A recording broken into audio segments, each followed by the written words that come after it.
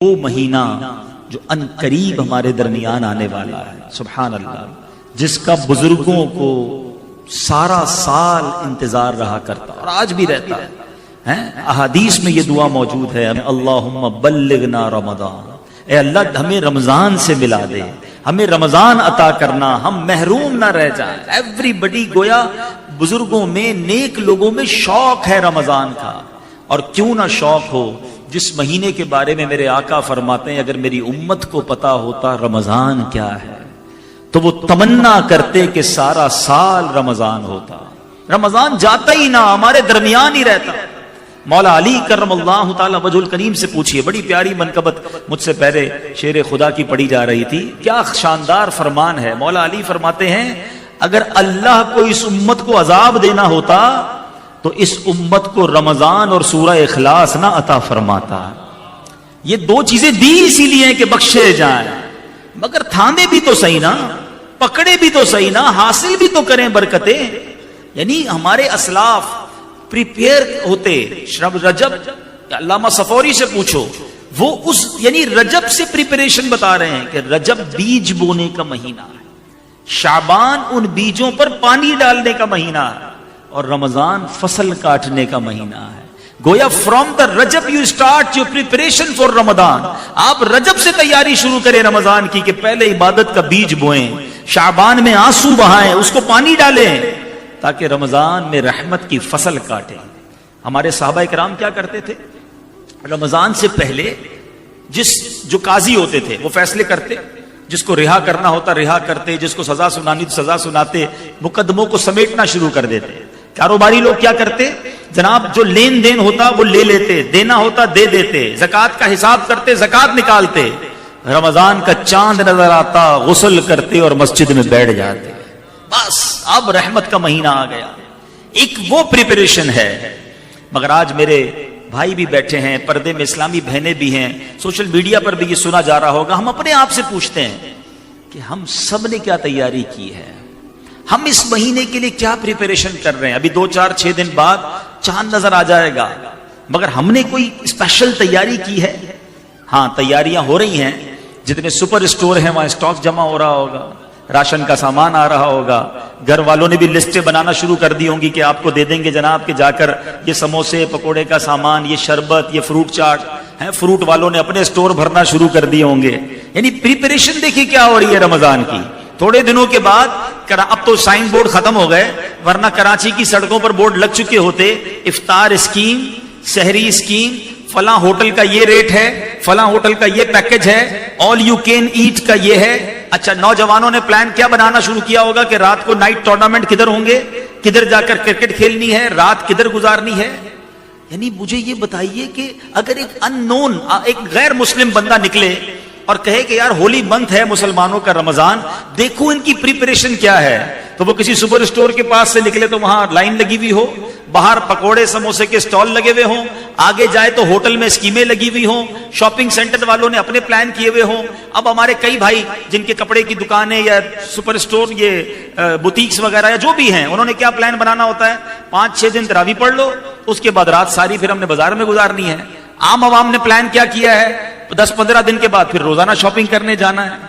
مجھے یہ بتائیے ان تمام چیزوں میں عبادت ٹائم کہاں ہے؟ عبادت اسکیم کدھر ہے؟ قرآن اسکیم کہاں ہے؟ تلاوت کدھر ہے؟ مغفرت کے لیے دعائیں کدھر ہیں؟ گر گڑانا کدھر ہے؟ انڈرسٹینڈ کیجئے، رمضان فوڈ فیسٹیول نہیں ہے۔ رمضان اس لیے تھوڑی آ رہا ہے کہ اس رمضان میں کیا کھانا ہے، کیا پکانا ہے۔ یعنی ہر کسی کو اگر رمضان کی فکر ہے تو یا تو کھانے پکانے کی ہے یا کپڑے بنانے کی، عید کی تیاری بھی تو کرنی ہے۔ اللہ اکبر، اس پوری پریپریشن میں میں نے کتنے روزے رکھنے ہیں، تراویح کتنی پڑھنی ہے، نوافل کتنے پڑھنے ہیں، اللہ کی بارگاہ میں کتنا گر گڑانا ہے، مغفرت کیسے لینی ہے، درود کتنے پڑھنے ہیں، کتنی بار ختم قرآن پڑھنا ہے، اس کو کون ڈسکس کر رہا ہے؟ آج یہ استقبال رمضان بڑا شاندار ٹاپک مجھے حافظ صاحب نے دیا۔ یہ الارم ہم سب کو اپنے اندر بجانا ہوگا، اپنے اندر یہ اپنے آپ کو جگانا ہوگا۔ ہم وہ دعا بھول گئے؟ کونین کے والی صلی اللہ تعالی علیہ وسلم نے ایک بار ایک منبر پر قدم مبارک رکھا اور آمین کہا، اور صحابہ کرام بھی کمال کے لوگ تھے۔ جب بھی کوئی ان یوزول غیر معمولی چیز نبی پاک میں دیکھتے تو سوال کر لیا کرتے تھے. انہوں نے سوال کیا, کام ہمارا بن گیا, ہمیں جواب مل گیا. صحابہ کرام نے عرض کی حضور آپ نے آمین کیوں کہا؟ حدیث طویل ہے, میں ایک جز سنا رہا ہوں. اللہ کے حبیب نے کہا جبریل امین میرے پاس آئے اور جبریل امین نے آ کے دعا کی کہ حدیث کا مضمون ہے وہ شخص ہلاک ہو جائے, بدبخت اور برباد ہو جائے جو رمضان کو پائے اور اپنی مغفرت نہ کروا سکے. اور نبی پاک کہتے ہیں میں نے اس دعا پر آمین کہی ہے. ایسا لگتا ہے امت یہ دعا بھول چکی ہے. دعا کرنے والا فرشتوں کا سردار. ٹرائی ٹو انڈرسٹینڈ اس دعا کی امپورٹنس سمجھو. دعا کون کر رہا ہے؟ فرشتوں کا سردار روح الامین. اور دعا پر آمین کون کہہ رہے ہیں؟ نبیوں کے سردار جناب رحمت للعالمین صلی اللہ تعالی علیہ وسلم. اب کوئی شک رہ گیا دعا کی قبولیت میں؟ It means it must be approved. قبول ہی قبول ہے. تو یہ طے ہو گیا کہ جس نے رمضان کو پایا اور اپنی مغفرت نہ کروا سکا وہ ہلاک و برباد ہو جائے گا. اب آؤ میں آپ کو بتاتا ہوں یہ مہینہ ہے کیسا, اس مہینے میں کرم کتنے ہیں, اس مہینے میں رحمتیں کتنی ہیں. سب سے پہلی بات, سارا سال جو ہمیں گناہوں میں لگاتا ہے ہمارا دشمن ہے شیطان لعین. اللہ تعالیٰ کی مہربانی دیکھو, دشمن کو ہی قید کر دیا جاتا ہے. یہ ستاتا ہے نا, چلو یہ بند, یعنی جو ہمیں غلط کاموں کی طرف لے جاتا ہے اس کو ہی اللہ نے بند کر دیا. اب تو آسان ہو گیا نا. اب اس کے بعد نفل کا ثواب فرض کے برابر, فرض کا ثواب 70 گنا. روزانہ افطار کے وقت 10 لاکھ گناہگار جہنم سے آزاد کر دیے جاتے ہیں.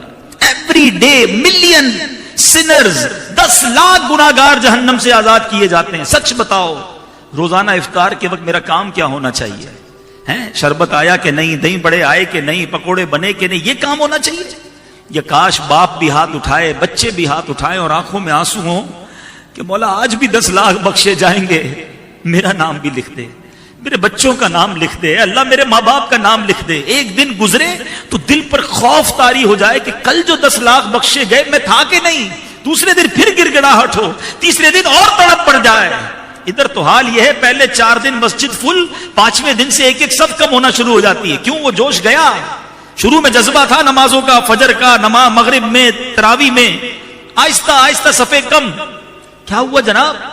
اب آخری عشرے میں کچھ نمازی پھر آ جائیں گے. ایسا نہ کرو میٹھے اسلامی بھائیوں, یہ مہینہ بخشوانے آ رہا ہے. یہ مہینہ ہم پر رحمتیں برسانے کے لیے اللہ نے بھیجا ہے. اس مہینے کی ایک ایک گھڑی قیمتی ہے.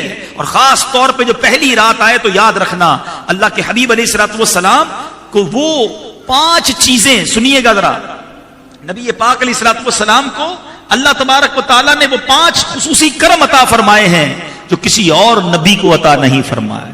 اور اس میں پہلا جو فرمایا, جب رمضان کی پہلی رات آتی ہے, ہوپ فلی میرا خیال ہے منگل کی رات ہم سن رہے ہیں کہ انشاءاللہ پیر کی رات, چاند رات امید ہو جائے, اللہ مجھے اور آپ کو خیر سے رمضان عطا فرمائے. تو اب ایک ویک ہی رہ گیا. رمضان کی پہلی رات کانشیس ہو جانا, تیار ہو جانا. کیوں؟ اللہ کے حبیب فرماتے اس رات اللہ اپنے بندوں پر نگاہ رحمت فرماتا ہے, اور جن پر نگاہ رحمت فرمائے گا انہیں کبھی عذاب نہیں دے گا. تو اس رات تو زیادہ تیاری ہو. تراویح کے بعد بھی مسجد میں بیٹھ جاؤں, اللہ آج رحمت کی رات ہے, ہوں گناہ گار, ہوں خطا کار, پلے کچھ نہیں مالک, مگر میں رہ نہ جاؤں, ہوں میں بھی تیرا بندہ, اے اللہ مجھے محروم نہ کیجیے. لیکن اپنا کہتے ہیں نا تیاری ہو کہ بس اس رات ہی رحمت لے لینی ہے.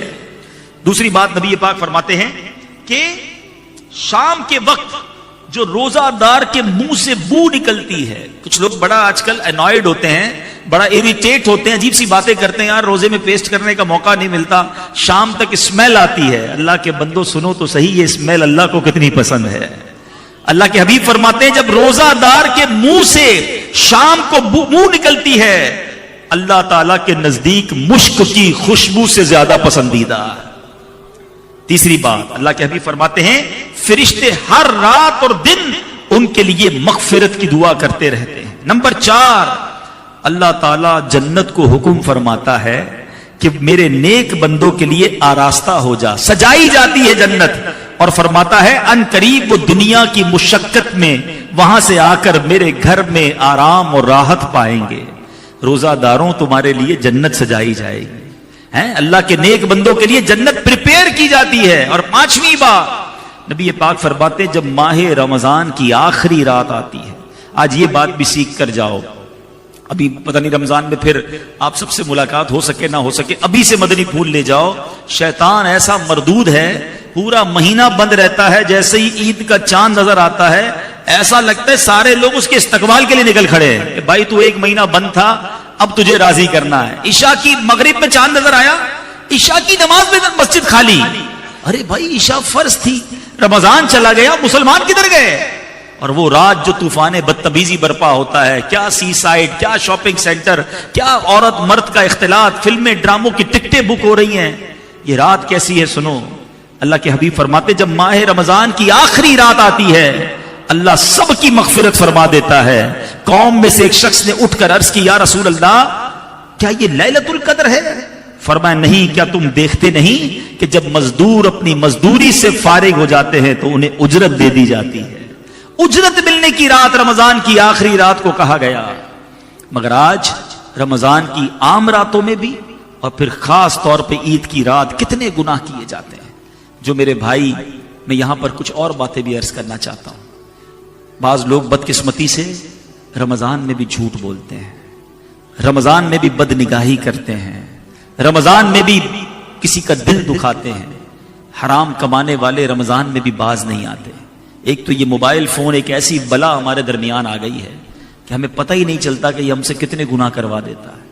ہر میدان میں ہمیں جانا ہے, ہر چیز ہم نے دیکھنی ہے, ہر کلپ ہم نے دیکھنا ہے. ہمیں نہیں پتا کہ یہ موبائل, انٹرنیٹ ہماری روحانیت, ہماری عبادت, ہمارے ذوق, ہمارے شوق کو کیسے برباد کر دیتا ہے. خدا را سمجھیے یہ رمضان گناہ کرنے کے لیے نہیں ہے. ویسے تو سارا سال گناہ نہیں کرنا, لیکن رمضان میں اسپیشلی اپنے آپ کو بچانا ہے. میں فار ایگزامپل سمجھاتا ہوں آپ کو. ایک بندہ باہر کسی کو گالی دے, غلط ہے, مگر مسجد کے اندر آ کر گالی دے. آپ کہیں گے یار خدا کا خوف کرو, اللہ کے گھر میں ہو. کوئی باہر گانے باجے سن رہا ہو اور کوئی مسجد کے اندر آ کے گانے باجے سنے یا گانے بجائے, آپ کیا کہیں گے؟ کمال ہے یار, تم پاگل ہو گئے, مسجد اللہ کا گھر ہے. تو ایک چیز یاد رکھیے, کچھ مقامات, کچھ دن اور کچھ مہینے ایسے ہیں جن کا مقام اللہ کی بارگاہ میں بہت زیادہ ہے. ان دنوں میں, ان لمحات میں یا ان مقامات پر گناہ کرنے کا عذاب بھی شدید ہے. جمعہ کے دن کی 1 نیکی 70 نیکی کے برابر ہے, لیکن اس کا مقام اللہ کی بارگاہ میں اتنا پیارا ہے کہ جمعہ کا 1 گناہ بھی 70 گناہ ہے. رمضان میں 1 نیکی نفل فرض کے برابر, فرض 70 گناہ. لیکن رمضان میں گناہ کرنا یہ اللہ کو کتنا ناپسندیدہ ہے. پھر بات کرتے ہیں مولا علی کرم اللہ تعالی وجہ الکریم کی. شیر خدا ایک بار ایک قبرستان کے پاس سے گزرے اور آپ نے ایک قبر کو دیکھا. اللہ سے عرض کی مولا اس کے حالات دیکھنا چاہتا ہوں. اللہ تعالیٰ نے قبر کے حالات آپ پر منکشف کر دیے, ظاہر کر دیے. آپ نے دیکھا مردہ قبر میں لوٹنیاں کھا رہا ہے, آگ میں جلایا جا رہا ہے اور فریاد کر رہا ہے یا علی انا غریق فی النار وحریق فی النار, علی بچائیے مجھے. آپ نے ہاتھ اٹھائے اللہ کی بارگاہ میں, ارشاد ہوا اے علی اس کی سفارش نہ کیجیے. عرض کی مولا کیا وجہ ہے؟ کہا اے علی یہ بندہ دن میں تو روزے رکھتا تھا مگر رات گناہوں سے باز نہیں آتا تھا. روزہ رکھ کر گناہ کرنے والے کا یہ حال ہے تو پہلے تو روزہ نہ رکھنے والا سوچے اس کا کیا بنے گا. اور روزہ رکھ کر بھی گناہ کرنا کتنا ناپسندیدہ ہے, سمجھو بات کو. یعنی دوسرے لفظوں میں آپ کے لیے ایک اسکیم آ رہی ہے کہ بخشش لے لو. بخشش لینے کی بجائے اللہ کو ناراض کرنے والے کام کرو گے تو رب کا غضب بھی بڑھ جائے گا نا. تو اب ہوتا کیا ہے, پرابلم یہ ہے کہ رمضان آئے گا تو ایسا نہیں ہے کہ میرے اندر کوئی بٹن لگا ہوا ہے کہ چلو بھائی یہ آف کر دو, اب جھوٹ نہیں بولوں گا, اب میری آنکھیں حرام نہیں دیکھیں گی, اب زبان سے غیبت نہیں ہوگی, اب کسی کی دل آزاری نہیں ہوگی. عادتیں ہیں نا وہ اس طرح نہیں چھوٹتی ہیں. یہ جو پریپریشن کی بار بار بات کی جاتی ہے اس کی وجہ یہ ہے کہ رمضان سے پہلے ابھی سے فلمیں ڈرامے, ابھی سے گانے باجے, ابھی سے جھوٹ بولنا, ابھی سے دل آزاریاں کرنا, ابھی سے غلط کام چھوڑنے ہوں گے تاکہ کہیں رمضان میں یہ غلطیاں کنٹینیو نہ ہو جائیں. مکہ شریف میں جاتے ہیں نا, 1 نیکی کتنی ہے؟ 1,00,000 نیکی, لیکن ادھر کا 1 گناہ بھی 1,00,000 ہے. تو کچھ لوگ سمجھتے ہیں ہم جا کے نیکیاں کر لیں گے. بھائی آپ جہاز جب یہاں سے ٹیک آف ہوگا جدہ کی طرف تو تھوڑی آپ اپنی عادتیں ادھر چھوڑ جائیں گے, وہ عادتیں ساتھ ہی جا رہی ہیں آپ کے. ادھر بھی جھوٹ بول رہے ہیں, ادھر بھی لڑائیاں ہم نے دیکھی ہیں, ادھر بھی گالی گلوچ ہو جاتی ہے. کیوں؟ ساری زندگی دی ہے تو ادھر کیسے نکلے گی؟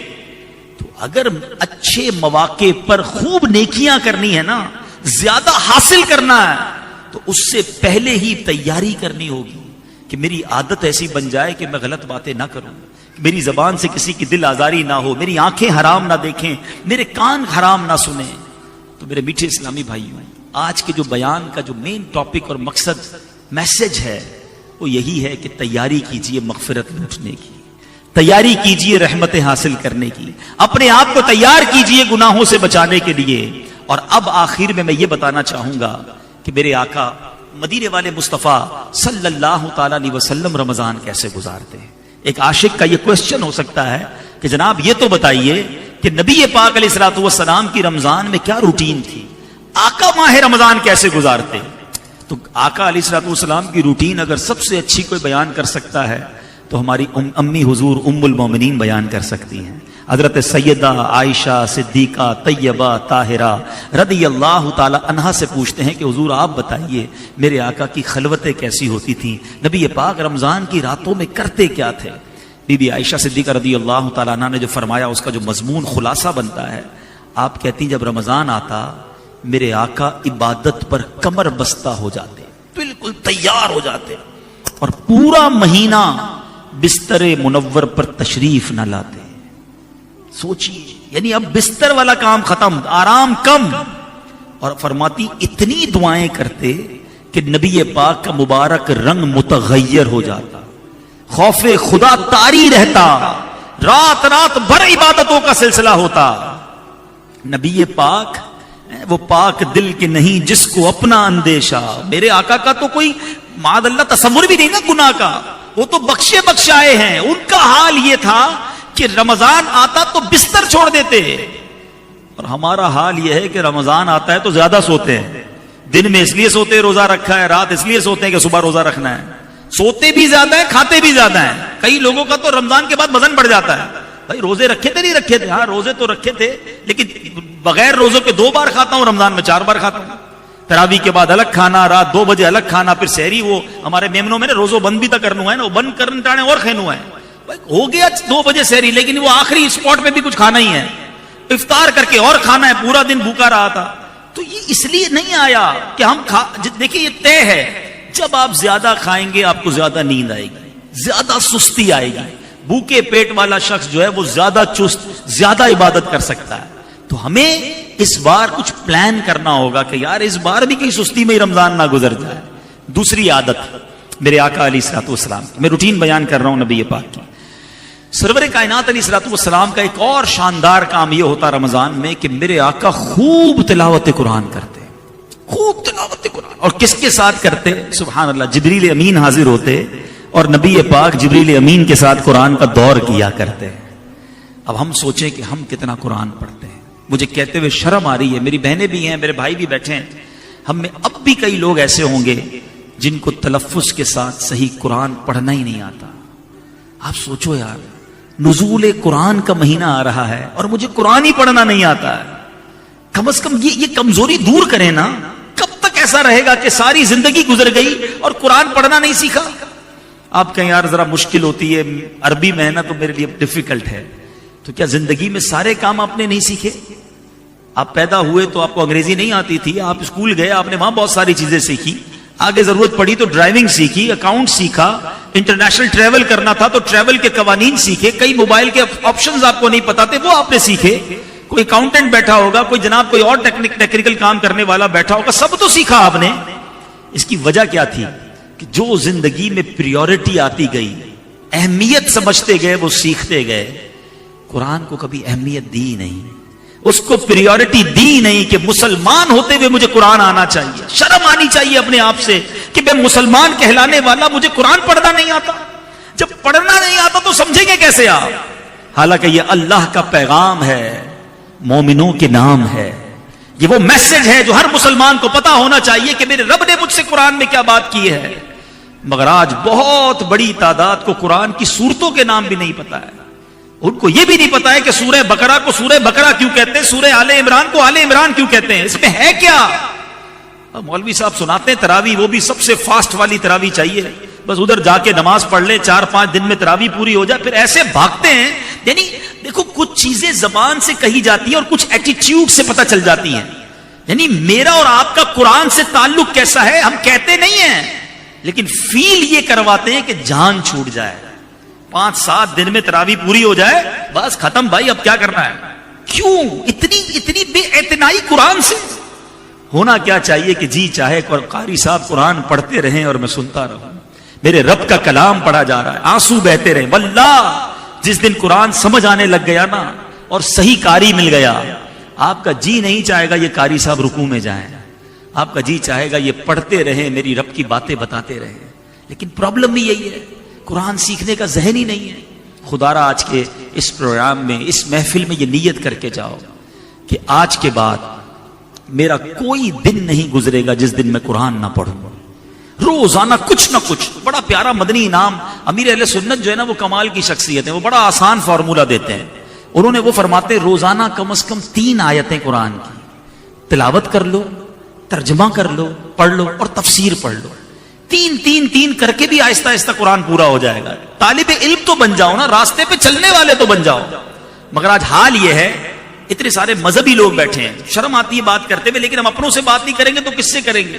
کہ اگر آج میں سب سے پوچھوں کہ بتائیے آپ نے last Facebook online کب کیا تھا، تو کوئی کہے گا حضرت میرا تو ابھی بھی آن لائن ہی ہے، یا تھوڑی دیر پہلے تک تو آن لائن تھا. اچھا واٹس ایپ کب کیا تھا؟ واٹس ایپ آدھا گھنٹہ پہلے آن لائن تھا. ٹویٹر کب کیا تھا؟ 2-3 گھنٹے پہلے کیا تھا. فلاں سافٹ ویئر آج صبح کیا تھا. قرآن کب آن لائن کیا تھا؟ لاسٹ رمضان میں. اب کب ارادہ ہے؟ اگلے رمضان میں. سوچئے ایک سافٹ ویئر کئی بار آن لائن کرتے ہو روزانہ، قرآن آن لائن نہیں ہوتا.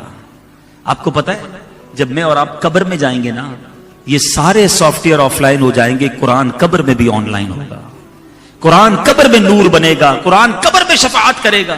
جو چیز میرے ساتھ قبر میں جانے والی ہے میں اس کو چھوڑ کر دنیا کے دیگر کاموں میں لگا ہوا ہوں. خدا را میرے آقا کا یہ معمول تھا کہ وہ رمضان میں خوب قرآن کا دور کرتے. آج ایک نیت کر لو میٹھے اسلامی بھائیو، دعوت اسلامی نے کتنی سہولت دے دی ہے. رات کو مدرسے الگ لگا دیے، بچوں کے دن میں مدرسے الگ لگا دیے، آن لائن مدرسے الگ کھول دیے. آپ رات دیر سے فارغ ہوتے ہیں، رات 12-1 بجے آپ آن لائن قرآن پڑھنا شروع کر دیں. ایٹ لیسٹ یہ سیٹسفیکیشن تو ہو کہ میں قرآن صحیح پڑھ سکتا ہوں. حدیث پاک کتنی خوبصورت ہے، خیرکم من تعلم القرآن وعلمہ، تم میں بہترین وہ ہے جو قرآن سیکھے اور دوسروں کو سکھائے. نیت کر لو آج سے قرآن سے پکی دوستی کریں گے انشاءاللہ. روزانہ کچھ نہ کچھ قرآن پڑھیں گے. ماشاءاللہ کئی بچے مجھے ایسے نظر آ رہے ہیں جن کو قرآن پڑھنا آتا ہے، حافظ بھی ہوں گے. تو بیٹا آپ قرآن پڑھائیں، آپ کو قرآن پڑھنا آتا ہے، بہت اچھا کام ہے. آپ نعت خوانی کرتے ہیں، بڑی کمال کی بات ہے، مگر قرآن کے نور کو بھی پھیلائیں. کسی کو بٹھائے، کسی کی نماز درست کر دیں کہ آپ نماز میں جو قرآن پڑھتے ذرا سنائیں مجھے، اس کا تلفظ ٹھیک کرا دیں. زندگی بھر وہ صحیح نماز پڑھے گا، تمہیں قیامت تک ثواب ملے گا. یہ وہ کام ہے ملٹیپلیکیشن کے جو ہمیں کرنے ہیں. اب نبی پاک کا ایک اور معمول، اپنے بیان کو اب اختتام کی طرف لاتا ہوں. پیارے آقا کا ایک اور کام رمضان میں کیا تھا. میرے آقا مدینے والے مصطفیٰ اتنی، ویسے ہی میرے آقا سے بڑا سخی کون ہے؟ واہ کیا جود و کرم ہے شہ بطحا تیرا، نہیں سنتا ہی نہیں مانگنے والا تیرا. مگر صحابہ کہتے ہیں جب رمضان آتا نا جیسے تیز آندھی چلتی ہے، میرے آقا کا دریائے سخاوت اس سے بھی زیادہ تیز چلتا تھا. ہر سائل کو عطا فرماتے، ہر مانگنے والے کو عطا فرماتے، بس کرم کے دریا بہاتے تھے. تو رمضان میں ہمیں بھی یہ کام کرنا ہے کہ خوب سخاوت کریں، خوب اللہ کی راہ میں خرچ کریں. سب سے پہلے تو اپنی پوری زکات. آج کل یہ بڑا پرابلم عام ہوتا جا رہا ہے. یہ بھی کہتے ہوئے جس کو کہتے ہیں نا کہ مزہ نہیں آ رہا، کہ بڑی تعداد میں مسلمان اب پوری زکات نہیں نکالتے. یا تو زکات کی کیلکولیشن صحیح نہیں کرتے، یا اب زکات نکالنا بوجھ فیل کر رہے ہیں. جیسے جیسے بے عملی بڑھتی جا رہی ہے ایسے ایسے زکات سے بھی بندہ دور ہوتا جا رہا ہے. یاد رکھنا میٹھے اسلامی بھائیوں، یہ مال کا میل ہے. یہ میل آپ نے نکالا نہیں تو یہ پورے مال کو میلا کر دے گا، برباد کر دے گا، عذاب ہو جائے گا یہ مال. پوری زکات نکالیں. خود حساب نہ کریں، کسی عالم دین کے ساتھ بیٹھیں کہ حضرت یہ میرا سرمایہ ہے، بتائیں میری زکات کتنی بنتی ہے. تھوڑے زیادہ نکال دینا، کہیں ایسا نہ ہو کہ زکات کمی ہو جائے. جو لوگ سوچتے ہیں یار 10 لاکھ روپے زکات دینی پڑے گی، جس کی لاکھوں میں ہوتی ہے نا زکات، اس کو بڑی ٹینشن ہو جاتی ہے. وہ 10 لاکھ زکات دینے والا کیوں نہیں سوچتا کہ اللہ نے 4 کروڑ دیے ہیں تو 10 لاکھ بنی ہے نا؟ زکات دے کر تو شکر ادا کرنا چاہیے کہ مالک تیری مہربانی، تو نے دینے والا بنایا، مانگنے والا نہیں بنایا۔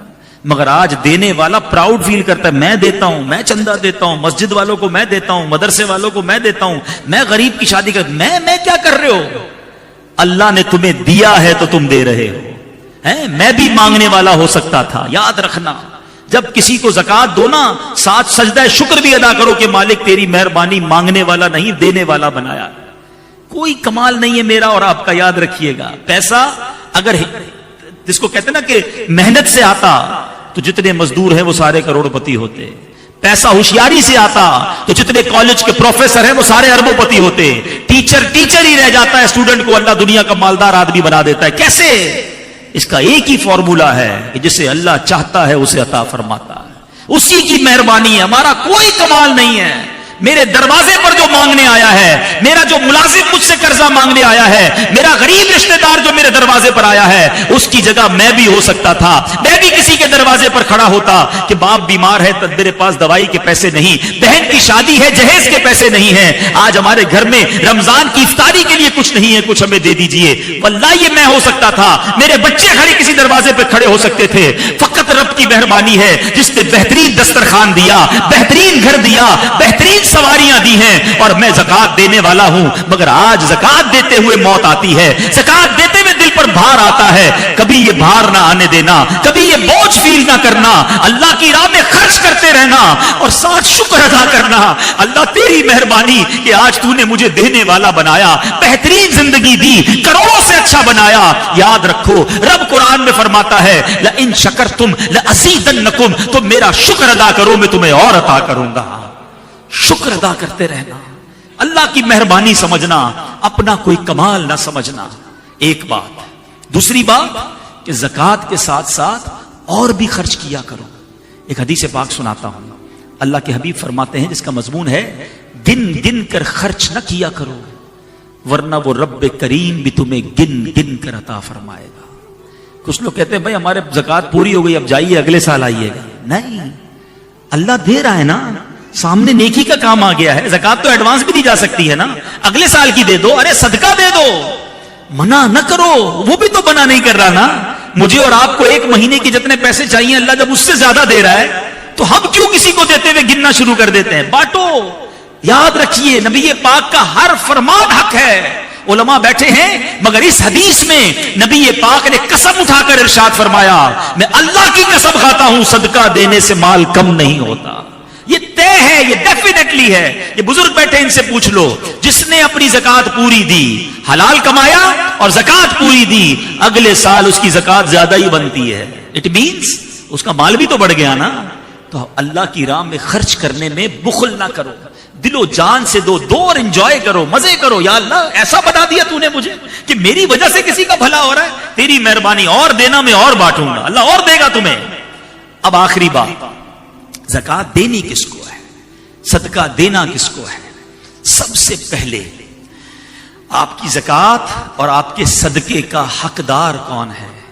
آپ کی زکات اور آپ کے صدقے کا سب سے پہلا حق آپ کے اپنے غریب رشتہ داروں کا ہے۔ یہ بات یاد رکھیے گا۔ روایتوں کا مضمون ہے اللہ تعالیٰ قیامت کے دن اس بندے پر نظر رحمت نہیں فرمائے گا جو غیروں کو بانٹتا رہے اس کے اپنے پریشان ہوں۔ آج لوگ دنیا کو بانٹتے ہیں، اپنوں کو بھول جاتے ہیں۔ پہلے اپنوں کو دیکھیں، اگر وہ مستحق ہیں زکات کے تو زکات دیں، زکات کے مستحق نہیں پھر بھی پریشان ہیں صدقہ دیں، مگر اپنوں کا خیال رکھیں، اپنے مسلمان پڑوسیوں کو دیکھیں، اپنے غریب ملازمین کو دیکھیں۔